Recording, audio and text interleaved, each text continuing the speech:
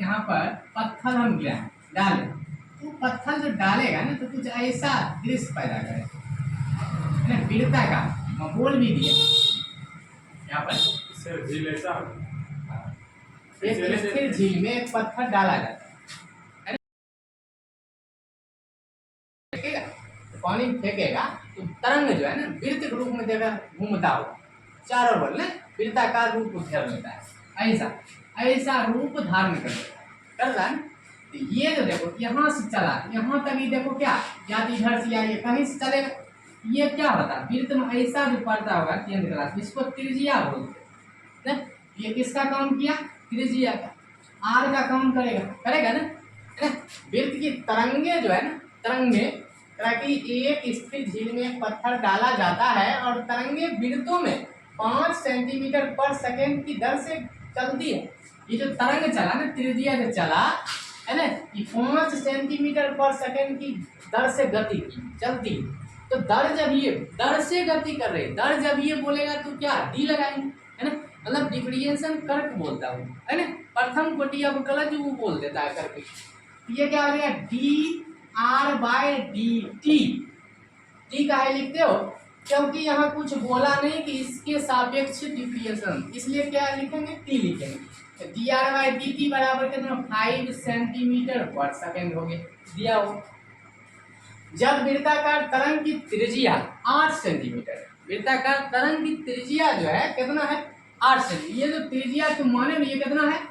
8 centimetre त्रिज्या, 8 centimetre.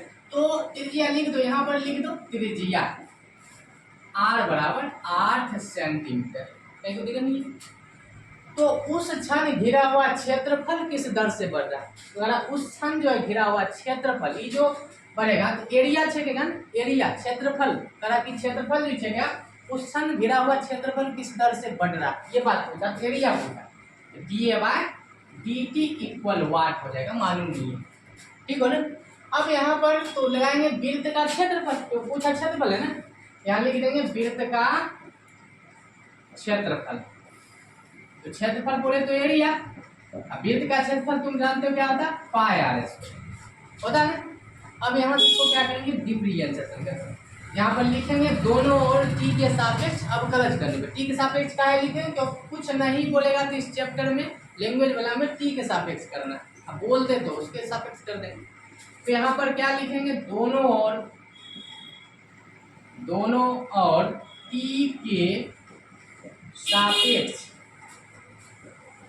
अवकलज करने पर अब ए का क्या हो जाएगा? डिफरेंशिएशन, ठीक है, डी बाई डी टी ये लगा, अब पाई तो कांस्टेंट बाहर, यहाँ भी डी लगा दो, D by D T R square, ठीक हो। अब यहाँ देखो ए का क्या होगा? D A by D T equal pi. अब देखो यहाँ पर एक्स का पावर एन को फार्मूला पर थोड़े, फार्मूला देखो यहाँ पर देख लो, फार्मूला यहाँ देखो एक्स पर पावर एन का होता है, एक्स पर पावर एन का होता है N X to the power N minus 1। इस फार्मूले पर इसको कसेंगे, है ना। अब देखो फार्मूला एक्स पर पावर एन, एक्स पर पावर एन क्या होता है? एन वहाँ formula N X to the power N minus 1, ठीक हो, पावर झपो तो आर का क्या होगा? D R by D T, ठीक हो, ठीक हो। यहाँ से D A by D T equal गुना करो 2 पाई आर, इसको घटाएंगे ये भी लिखो नहीं लिखो चलेगा, और ये D R by D T. अब यहाँ पर देखो D A by D T equal, अब सबका वैल्यू रख दो, आर का मान इसका मान रख दो, 2 है तो 2, पाई है तो पाई, आर का मान देखो कहीं है, आर का मान देखो है ना, त्रिज्या 8 सेंटीमीटर, यहाँ लिखो 8 सेंटीमीटर। अब देखो इसका मान D R by D T का वैल्यू भी दिया है, कितना दिया है? 5 सेंटीमीटर पर सेकेंड दिया है।